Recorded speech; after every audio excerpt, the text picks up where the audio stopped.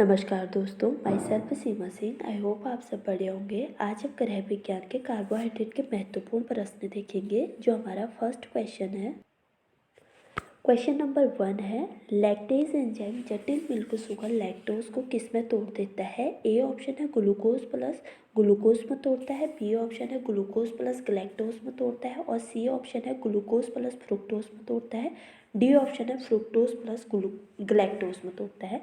जो lactase enzyme जटिल milk sugar lactose को किस में तोड़ता है? बी ऑप्शन है ये ग्लूकोज प्लस गलैक्टोज में तोड़ देता है। ये प्रक्रिया कैसे होती है?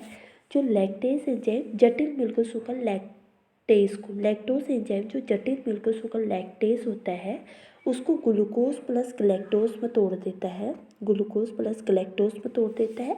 इसे दुग्ध शर्करा के नाम से भी जाना जाता है। लैक्टोज वनस्पति जगत में नहीं पाया जाता है। स्तन ग्रंथियों में लैक्टोज का निर्माण रक्त में उपस्थित ग्लूकोज के संश्लेषण के कारण होता है। जो हमारी स्तन ग्रंथियाँ होती हैं उसमें जो लैक्टोज बनता है वो हमारे रक्त में उपस्थित ग्लूकोज के संश्लेषण के द्वारा बनता है। ठीक है, अगला क्वेश्चन हम अपना देखेंगे।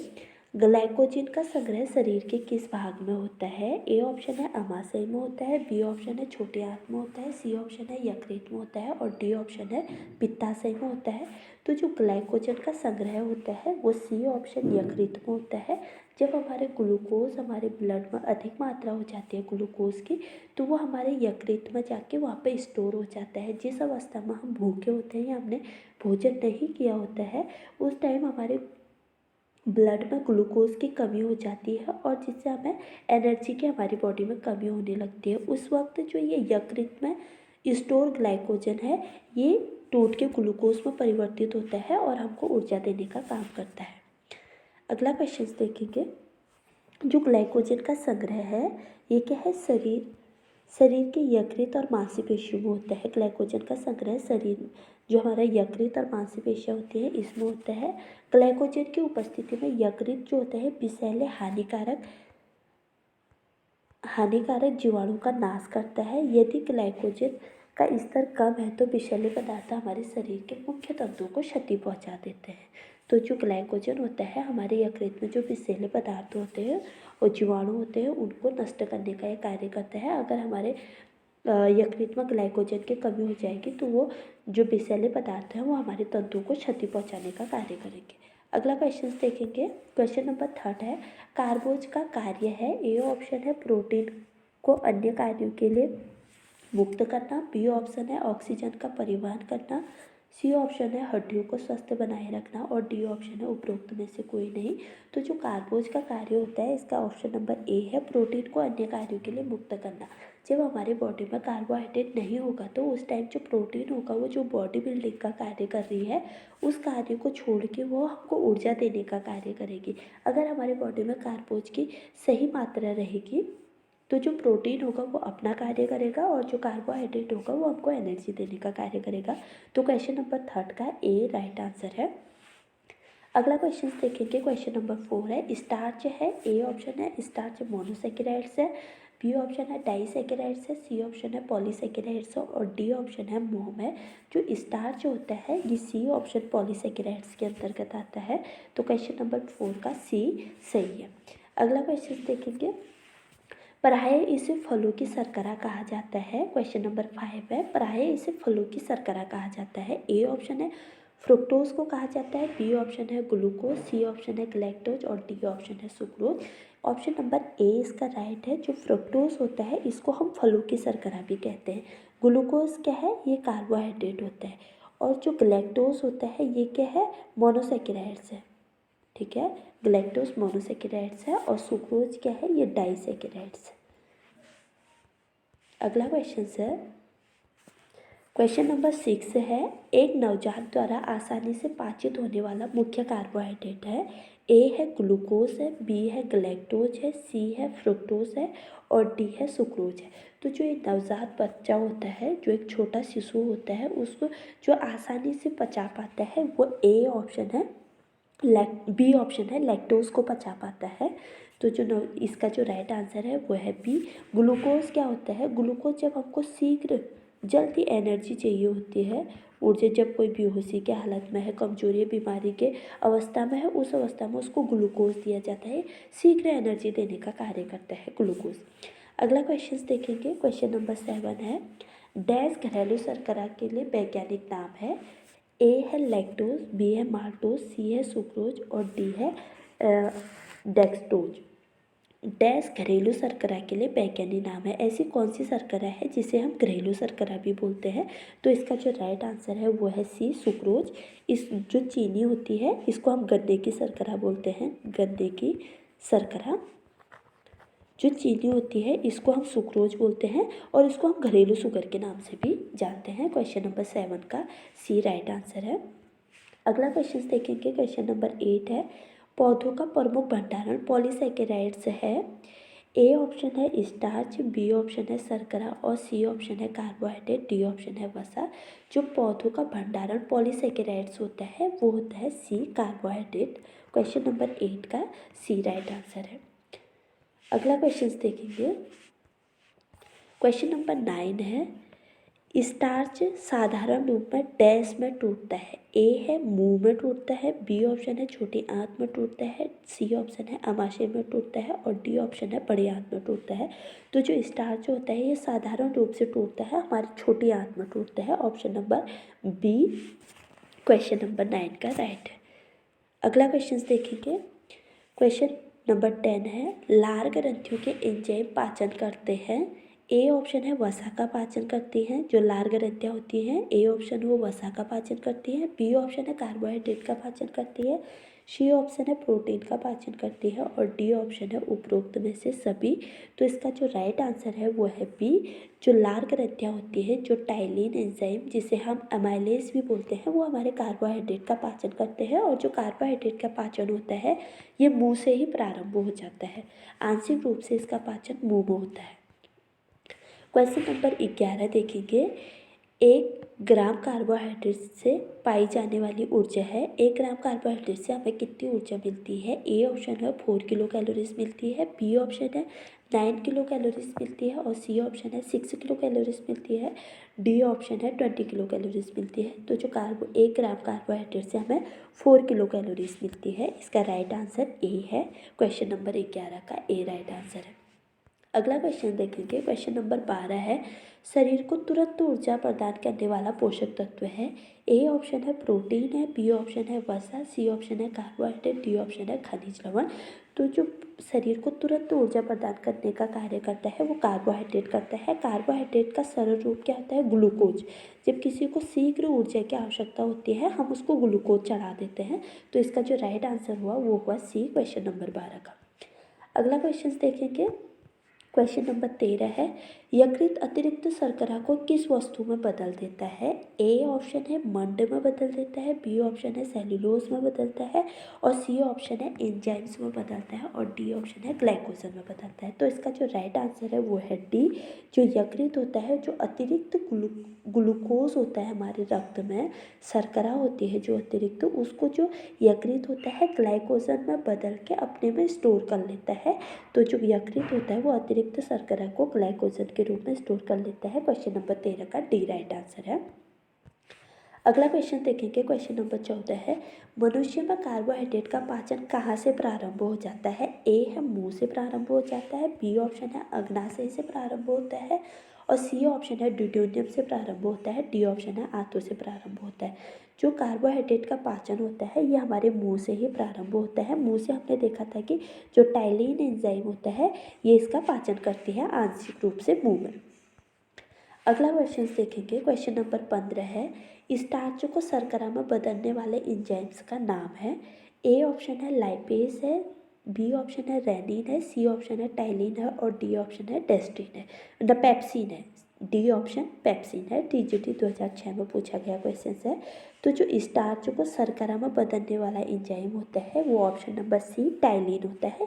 जब हमारे मुंह में कार्बोहाइड्रेट जाता है तो वहाँ पे जो हमारे लार में जो टाइलिन नामक एंजाइम होता है ये हमारे कार्बोहाइड्रेट को शर्करा में बदल देता है। अगला क्वेश्चन देखेंगे।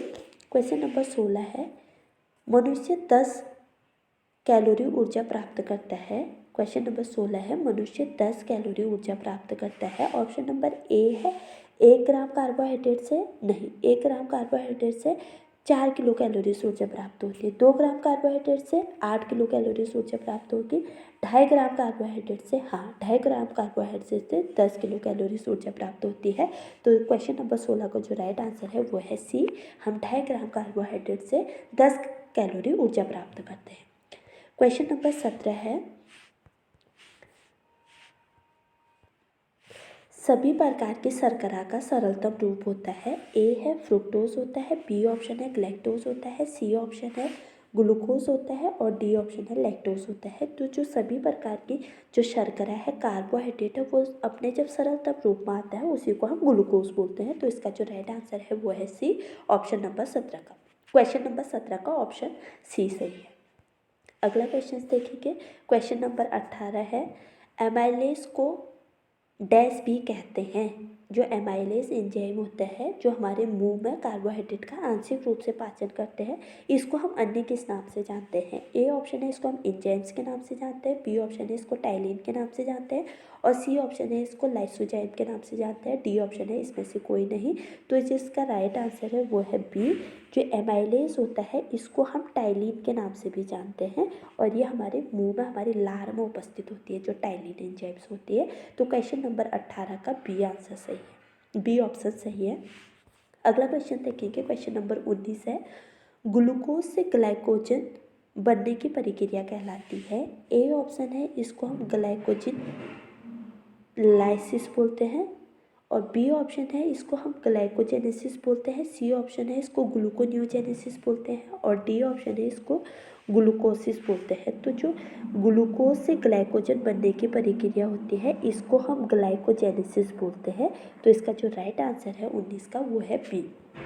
अगला क्वेश्चन देखेंगे। क्वेश्चन नंबर 20 है, पॉलीसैकेराइड से निम्न शर्करा आती है। पॉलीसैकेराइड में निम्न शर्करा आती है। ए ऑप्शन है स्टार्च आता है, बी ऑप्शन है पैक्टिन आता है, सी ऑप्शन है ग्लाइकोजन आता है और डी ऑप्शन है उपरोक्त सभी। तो जो पॉलीसैकेराइड्स के अंतर्गत आती है वो ये सभी आती है। तो इसका जो राइट आंसर हो गया वो डी है। आगे हम देखते हैं कि जो कार्बोहाइड्रेट है, कार्बोहाइड्रेट ये हमको 3 रूप में मिलता है। पहले तो ये मोनोसैकेराइड्स में रहता है, सेकंड है डाइसैकेराइड्स में रहता है और थर्ड है पॉलीसैकेराइड में रहता है। ठीक है, तो जो मोनो में ये रहता है तो ये किस किस रूप में मिलता है हमको प्राप्त होता है। एक तो ये ग्लूकोज के रूप में प्राप्त होता है, सेकंड है फ्रुक्टोज के रूप में प्राप्त होता है और थर्ड है ग्लैक्टोज के रूप में प्राप्त होता है, ग्लैक्टोज। ठीक है, तो जो मोनोसैकेराइड्स होते हैं ये किस किस रूप में उपस्थित रहता है, ये ग्लूकोज, फ्रुक्टोज और ग्लैक्टोज के रूप में उपस्थित रहता है। और जो डाइसैकेराइड्स है ये किस किस में उपस्थित रहता है। डाइसैकेराइड्स सुक्रोज में उपस्थित रहता है, सुक्रोज, सेकंड है माल्टोज और थर्ड है किस में उपस्थित रहता है, लैक्टोज में उपस्थित रहता है, लैक्टोज। ठीक है, लैक्टोज में उपस्थित रहता है। और फोर्थ जो पॉलीसैकेराइड्स है इसमें कौन कौन से उपस्थित रहते हैं। पॉलीसैकेराइड्स में स्टार्च उपस्थित रहता है, स्टार्च, ग्लाइकोजन, पैक्टिन और सेल्यूलोज और थर्ड डेक्सट्रिन। तो जो कार्बोहाइड्रेट होता है, कार्बोहाइड्रेट जो होता है 3 रूपों में रहता है, मोनो, डाई और पॉली। मोनो के अंतर्गत आते हैं ग्लूकोज, फ्रुक्टोज, ग्लैक्टोज और डाई के अंतर्गत आते हैं सुक्रोज, माल्टोज और लैक्टोज। पॉली के अंतर्गत आते हैं स्टार्च, ग्लाइकोजन, सेल्यूलोज, पैक्टिन और डेक्सट्रिन। अगला क्वेश्चन देखेंगे। अगला क्वेश्चन है, क्वेश्चन नंबर 21 है, कार्बोहाइड्रेट में निम्न रासायनिक यौगिक पाए जाते हैं। ए है इसमें कार्बन पाया जाता है, बी ऑप्शन है इसमें हाइड्रोजन पाया जाता है, सी ऑप्शन है ऑक्सीजन पाया जाता है और डी ऑप्शन है सभी। तो जो कार्बोहाइड्रेट होता है इसमें ये सभी पाए जाते हैं। ऑप्शन नंबर डी राइट है, कार्बन, हाइड्रोजन, ऑक्सीजन ये सभी कार्बोहाइड्रेट में पाए जाते हैं। क्वेश्चन नंबर 22 है, कार्बोहाइड्रेट में हाइड्रोजन और ऑक्सीजन का अनुपात होता है। ए ऑप्शन है 2:1 होता है, और बी ऑप्शन है 2:2 होता है, सी ऑप्शन है 2:3 होता है, डी ऑप्शन है कोई नहीं। जो कार्बोहाइड्रेट में हाइड्रोजन और ऑक्सीजन का अनुपात होता है, हाइड्रोजन और ऑक्सीजन का अनुपात 2:1 होता है। तो इसका जो राइट आंसर है वो है option number A, question number 22 का राइट है। ठीक है, अगला क्वेश्चन देखेंगे। अगला क्वेश्चन क्या है, क्वेश्चन नंबर 23 है, ग्लाइकोलाइसिस कहलाता है। ए ऑप्शन है ग्लूकोज से ग्लूकोज बनना, बी ऑप्शन है ग्लूकोज प्लस पायरुविक अम्ल बनना, और सी ऑप्शन है ग्लूकोज प्लस ग्लाइकोजन बनना, और डी ऑप्शन है कोई नहीं। तो जो ग्लाइकोलाइसिस की प्रक्रिया होती है वो क्या कहलाता है, वो ग्लूकोज से जब पायरुविक अम्ल बनता है तो उस प्रोसेस को हम ग्लाइकोलाइसिस बोलते हैं। ग्लाइकोलाइसिस प्रक्रिया कौन सी होती है, ग्लूकोज से पायरुविक अम्ल का बनना ग्लाइकोलाइसिस कहलाता है। ऑप्शन नंबर बी सही है क्वेश्चन नंबर 23 का। अगला क्वेश्चन देखेंगे, क्वेश्चन नंबर 24 है, ग्लाइकोजिनोलाइसिस कहलाता है। ए ऑप्शन है ग्लाइकोजन का विघटन ग्लूकोज में होना, बी ऑप्शन है ग्लूकोज का विघटन ग्लाइकोजन में होना, सी ऑप्शन है ए और सी दोनों सही है, और डी ऑप्शन है ग्लूकोज का ग्लूकोज में विघटन होना। तो ग्लाइकोलाइसिस प्रक्रिया जो होती है वो होता है ग्लाइकोजन का ग्लूकोज में विघटन होना। ग्लाइकोजन का ग्लूकोज में विघटन जब होगा उसको हम ग्लाइकोजिनोलाइसिस प्रक्रिया बोलते हैं। जब तो क्वेश्चन नंबर 24 का ए राइट आंसर है। अगला क्वेश्चन देखेंगे, क्वेश्चन नंबर 25 है, अमीनो अम्लों और वसा से ग्लूकोज बनने की प्रक्रिया कहलाती है। ए ऑप्शन है ग्लूकोनियोजेनेसिस कहलाती है, बी ऑप्शन है ग्लाइकोलाइसिस कहलाती है, सी ऑप्शन है ग्लाइकोजिनोलाइसिस कहलाती है, और डी ऑप्शन है ग्लाइकोजेनेसिस कहलाती है। तो जो अमीनो अम्लों और वसा से जब ग्लूकोज बनता है तो उस प्रक्रिया को हम ग्लूकोनियोजेनेसिस बोलते हैं। ग्लूकोनियोजेनेसिस बोलेंगे उस प्रक्रिया को। ऑप्शन नंबर 25 का ए राइट आंसर है। और ग्लाइकोलाइसिस हम किसको बोलते हैं, ग्लाइकोलाइसिस बोलते हैं हम जब ग्लूकोज का परिवर्तन किस में हो रहा होगा, पायरुविक अम्ल में हो रहा होगा, उसको हम ग्लाइकोलाइसिस बोलते हैं। तो जो हमारा लास्ट क्वेश्चन है वो क्वेश्चन नंबर 25 है, अमीनो अम्लों और वसा से ग्लूकोज बनने की प्रक्रिया क्या कहलाती है, ये प्रक्रिया ग्लूकोनियोजेनेसिस कहलाती है।